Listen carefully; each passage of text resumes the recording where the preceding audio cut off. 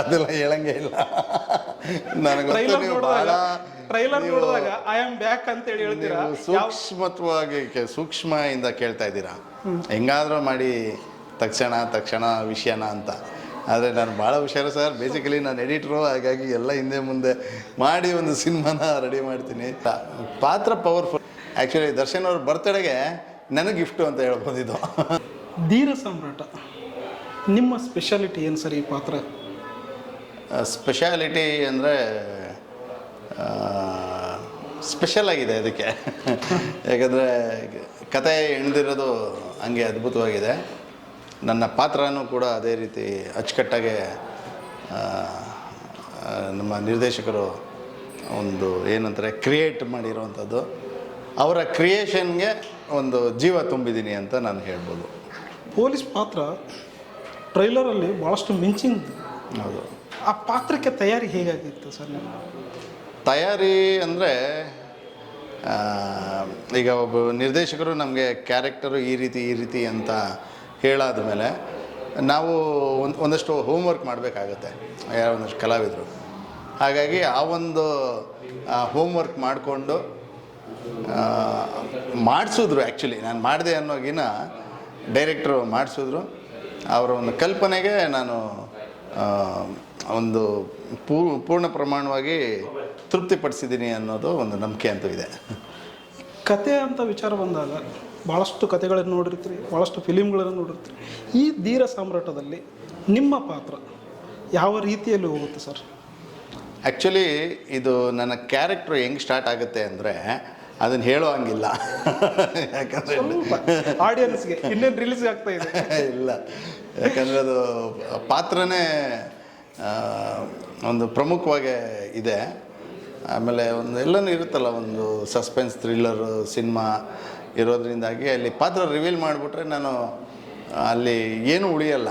At least first ಶೋಗಾದರೂ ಅಲ್ಲಿವರೆಗಾದರೂ ಒಂದು ಗೌಪ್ಯತೆನ ಕಾಪಾಡೋಣ ಅಂತ. First show ಆದಮೇಲೆ ಗೊತ್ತಾಗುತ್ತೆ. ಈಗ ಯಾರು ಹೇಳಿಲ್ಲ ಅಂದ್ರೂ ನೋಡಿದವರು ಅವ್ರ ಸ್ನೇಹಿತರಿಗೆ ಹೇಳ್ತಾರೆ ಇದು ಹಿಂಗೆ ಅಂತ. ಹಾಗಾಗಿ ಅಲ್ಲಿವರೆಗಾದರೂ ಒಂದು ಗೌಪ್ಯತೆ ಕಾಪಾಡೋಣ ಅಂತ.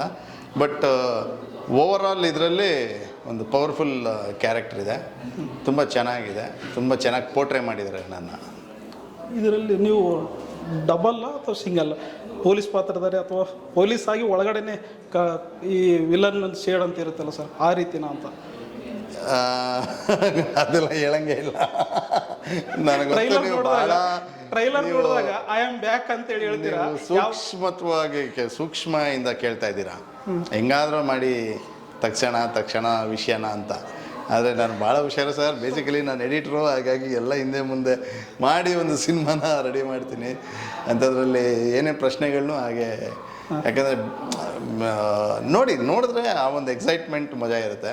ಪ್ರೇಕ್ಷಕರು ಒಂದು ಕುತೂಹಲ ಯಾವ ರೀತಿ ಇರ್ಬೋದು ಪಾತ್ರ ಅನ್ನೋದು. ಯಾಕಂದರೆ ಟ್ರೈಲರ್ ನೋಡಿದಾಗ ಆ ಥರ ಅನಿಸುತ್ತೆ, ಐ ಆಮ್ ಬ್ಯಾಕ್ ಅಂತೇಳಿ ಅಂತೀರಲ್ವ, ಅಲ್ಲಿ ಏನದು ಹಿಂಟ್ ಅಂತೇಳಿ ಸ್ವಲ್ಪ. ಅಲ್ಲ, ಪಾತ್ರ ಪವರ್ಫುಲ್ ಆಗಿದೆ.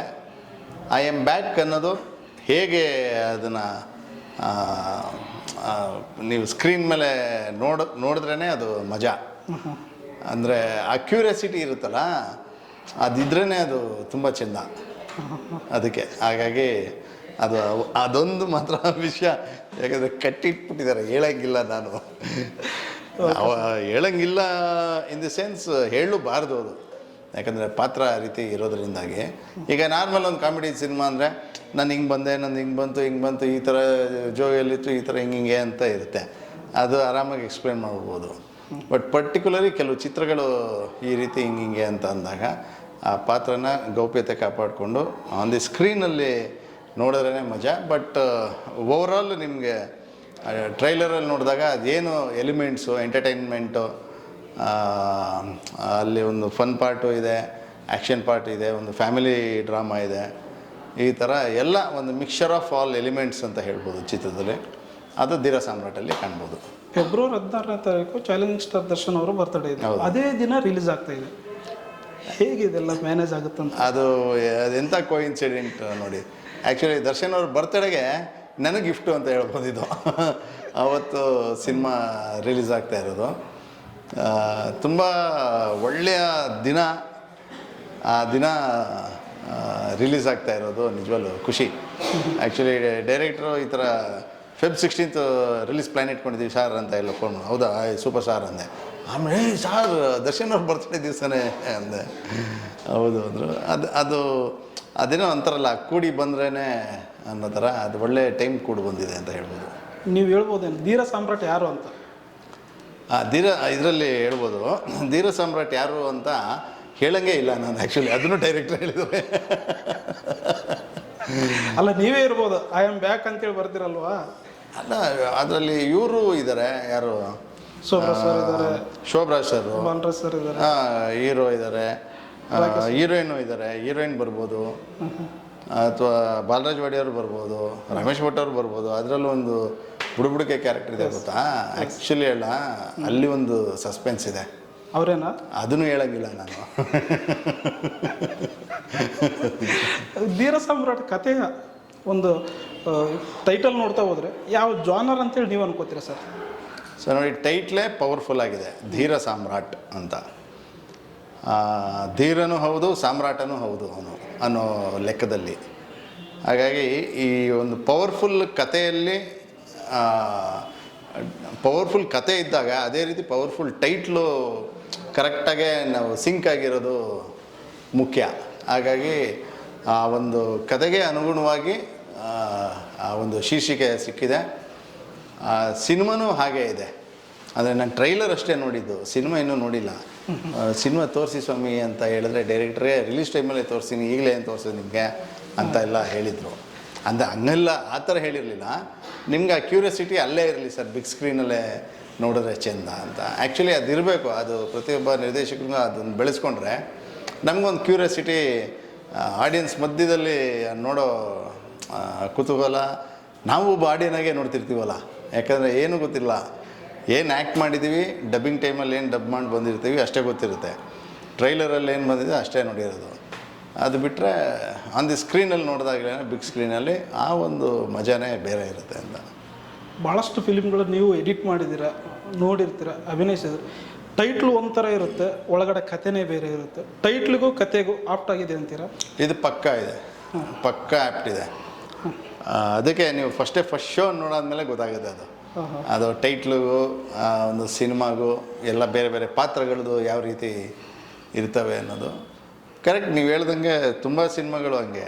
ನಾನು ಎಡಿಟ್ ಮಾಡಿರೋದ್ರಲ್ಲೇ ಸುಮಾರು ಇದ್ದಾವೆ. ಕತೆ ಬೇರೆ ರೀತಿ ಇರುತ್ತೆ, ಟೈಟ್ಲು ಒಂದಿರುತ್ತೆ. ಯಾವುದೋ ಒಂದು ಚಿಕ್ಕ ಎಳೆಯಲ್ಲಿ ಟೈಟ್ಲು ಮಾಡಿರ್ತಾರೆ. ಕೆಲವೊಂದು ಅದೂ ಕ್ಲಿಕ್ ಆಗಿರೋದು ಇದೆ. ಚಿಕ್ಕ ಎಳೆದೇ ಟೈಟ್ಲ್ ಇಟ್ಕೊಂಡು ಕ್ಲಿಕ್ ಆಗಿರೋದು. ಕೆಲವು ಕತೆಗೂ ಟೈಟ್ಲಿಗೂ ಸಂಬಂಧನೇ ಇಲ್ಲದೆ ಇರೋಂಥನೂ ಇದೆ. ಅದು ಜನಕ್ಕೆ ರೀಚ್ ಆಗಬೇಕು. ಯಾವತ್ತೂ ಅಷ್ಟೇ, ಜನಕ್ಕೆ ನೀವು ಒಬ್ಬ ಪ್ರೇಕ್ಷಕ ಒಂದು ಸಿನಿಮಾ ನೋಡುವಾಗ ಒಂದು ಟೈಟ್ಲು ಫಸ್ಟು, ಆಮೇಲೆ ಒಂದು ಟ್ರೈಲರು ಫಸ್ಟ್ ಲುಕ್ಕು ಏನೋ ನೋಡಿದಾಗ ಅದು ಮೈಂಡಲ್ಲಿ ಕೂತಿರುತ್ತೆ. ಆ ಮೈಂಡ್ ಸೆಟ್ಟಲ್ಲಿ ಹೋಗ್ತಾನೆ ಥಿಯೇಟ್ರಲ್ಲಿ. ಅಲ್ಲಿ ನೋಡಿದಾಗ ಎಲ್ಲನೂ ಕತೆಗೆ ಅನುಗುಣವಾಗಿ ಆ ಒಂದು ಟೈಟ್ಲು ಪಕ್ಕ ಇದ್ದಾಗ ಮಾತ್ರ ಅದು ಆಡಿಯನ್ಸ್ಗೆ ಕನೆಕ್ಟ್ ಆಗುತ್ತೆ, ಇಲ್ಲಾಂದರೆ ಕನೆಕ್ಟ್ ಆಗಲ್ಲ. ಆ ರೀತಿ ಧೀರ ಸಾಮ್ರಾಟು ಪಕ್ಕ ಎಲ್ಲ ಇದರಲ್ಲೂ ಎಲಿಮೆಂಟ್ಸಲ್ಲೂ ಕನೆಕ್ಟ್ ಆಗುತ್ತೆ. ಈ ಪೊಲೀಸ್ ಪಾತ್ರ ನೋಡಿ ಬೇರೆಯವ್ರು ಯಾರಾದರೂ ಪಾಸಿಟಿವ್ ನೆಗೆಟಿವ್ ಏನಾದರೂ ಕಾಮೆಂಟ್ಸ್ ಮಾಡಿದ್ದು ಬೇರೆ ಬೇರೆ ಆ್ಯಕ್ಟರ್ಸು ಅಥವಾ ಬೇರೆಯವ್ರು ಯಾರಾದರೂ ಮಾತಾಡಿದ್ದುಂಟ? ಆ್ಯಕ್ಚುಲಿ ಒಬ್ಬ ಮೈನ್ಯೂಟ್ ಪಾಯಿಂಟ್ ಪರ್ಸೆಂಟೂ ಕೂಡ ಯಾರೂ ನೆಗೆಟಿವ್ ಹೇಳಿಲ್ಲ. ಯಾಕಂದರೆ ನನಗೆ ಟೆನ್ಷನ್ ಇತ್ತು, ಹೆಂಗಪ್ಪ ಏನು ಎತ್ತ ಅಂತ ಟ್ರೈಲರ್ ಲಾಂಚಲ್ಲಿ. ಆ್ಯಕ್ಚುಲಿ ತುಂಬ ಟೆನ್ಸಲ್ಲೇ ಇದ್ದೆ, ಬಟ್ ಮುಖ ನಗುಮುಖ ಇಟ್ಕೊಂಡಿದ್ದೆ. ಬಟ್ ಒಳಗಡೆ ಭಯ ಇತ್ತು. ಟ್ರೈಲರ್ ಎಲ್ಲ ಆಯಿತು, ಎಲ್ಲ ಆದಮೇಲೆ 2 ಸರಿ ಪ್ಲೇ ಮಾಡಿದ್ರು. ಮಾಡಾದಮೇಲೆ ಎಲ್ಲ ಈವನ್ ಪ್ರೆಸ್ ಅವರೇ ಕೇಳಿಬಿಟ್ರು, ಅರ್ಸವ್ರೆ ನೀವು ಇಷ್ಟು ಚೆನ್ನಾಗೆಲ್ಲ ಫೈಟ್ ಮಾಡ್ತೀರಾ, ನಿಮ್ಗೆ ಇಷ್ಟೆಲ್ಲ ಚೆನ್ನಾಗಿ ಫೈಟ್ ಬರುತ್ತೆ ನಿಮಗೆ ಅಂತ. ಅದೇ ಹೇಳಿದೆ, ಪಾತ್ರ ಕೊಟ್ಟರೆ ಅಲ್ವಾ ಸರ್ ಗೊತ್ತಾಗೋದು. ಆ ರೀತಿ ಒಂದು ಒಬ್ಬ ಕಲಾವಿದನಿಗೆ ಏನೋ ಒಂದು ಅವಕಾಶ ಸಿಕ್ಕಾಗಲೇ ಅವನ ಪ್ರತಿಭೆ ಏನು ಅನ್ನೋದು ಗೊತ್ತಾಗೋದು. ಹಾಗಾಗಿ ಇದರಲ್ಲಿ ಪವನ್ ಅವರು ಈ ಒಂದು ಪಾತ್ರ ಕೊಟ್ಟು ಇದ್ರ ಮುಖಾಂತರ ನನ್ನಲ್ಲಿ ಇನ್ನೊಂದು ಚಿಕ್ಕ ಒಂದು ಪ್ರತಿಭೆ ಇಟೇಟು ಅದೊಂದು ಪಾರ್ಟ್ ಆಫ್ ಪ್ರತಿಭೆಯಲ್ಲಿ ಇನ್ನೊಂದು ಪಾರ್ಟ್ ಇದೆ, ನಾಗೇಂದ್ರ ಸೋಲು ಅನ್ನೋದನ್ನು ತೋರಿಸ್ಕೊಟ್ರು. ಇನ್ಫ್ಯಾಕ್ಟ್ ಅವತ್ತು ಪ್ರಜ್ವಲ್ ದೇವರಾಜ್ ಅವರು ಇದು ಟ್ರೈಲರ್ ಲಾಂಚ್ ಮಾಡಿದ್ದು. ಅವರು ಕೂಡ ಹೇಳೋದು, ಹರ್ಷ ಸರ್ ಏನು ಸರ್ ಇಷ್ಟೆಲ್ಲ ಫೈಟ್ ಮಾಡ್ತೀರಿ ನೀವು ಅಂತ. ಹ್ಞೂ ಸರ್, ಏನಾದರೂ ಸ್ವಲ್ಪ ಮಾಡ್ತೀನಿ ಸರ್, ಸಣ್ಣ ಪುಟ್ಟ ಡ್ಯಾನ್ಸು ಕೂಡ ಮಾಡ್ತೀನಿ ಸರ್ ಅಂತ ಹೇಳಿದ್ದೆ. ಆಮೇಲೆ ಭರ್ಜರಿ ಚೇತನ್ ಅವರು 2 ಸಾಂಗ್ ಬರೆದಿದ್ದಾರೆ. ನಮ್ಮ ಡೈರೆಕ್ಟ್ರಿಗೆ ಕ್ಲೋಸ್ ಫ್ರೆಂಡು, ಗೆಳೆಯ ಅಷ್ಟು ಥಿಕ್ ಫ್ರೆಂಡ್ಸು. ಅವರು ಕೂಡ ಹೇಳಿದ್ರು, ಸರ್ ನಾನು ನೋಡಿರಲಿಲ್ಲ, ಗೊತ್ತೇ ಇರಲಿಲ್ಲ ಸರ್, ನೀವು ಇಷ್ಟೆಲ್ಲ ಫೈಟ್ ಮಾಡ್ತೀರಾ, ಹಿಂಗೆಲ್ಲ ಮಾಡ್ತೀರಾ ಅಂತ. ಹ್ಞೂ ಸರ್, ಹಂಗೆ ನನಗೂ ಒಂದು ನಿಮ್ಮ ಸಿನಿಮಾದಲ್ಲಿ ಒಂದು ಅವಕಾಶ ಕೊಡಿ ಸರ್ ಅಂತ ಅಲ್ಲೇ ಅದೇ ಸ್ಟೇಜ್ ಮೇಲೆ ಕೇಳ್ಬಿಟ್ಟಿದ್ದೆ. ನಾನು ಕೇಳ್ಬಿಟ್ಟು ಇಲ್ಲಿವರೆಗೆ ಮಾಡಿದಂಥ ಪಾತ್ರಗಳಲ್ಲಿ ಈ ಪಾತ್ರ ಡಿಫ್ರೆಂಟ್ ಅಂತೇಳಿ ಅನ್ನಿಸ್ತಾ ಇದೆ. ಖಂಡಿತ ಡೆಫಿನೆಟ್ಲಿ ಡಿಫ್ರೆಂಟ್ ಈ ಪಾತ್ರ.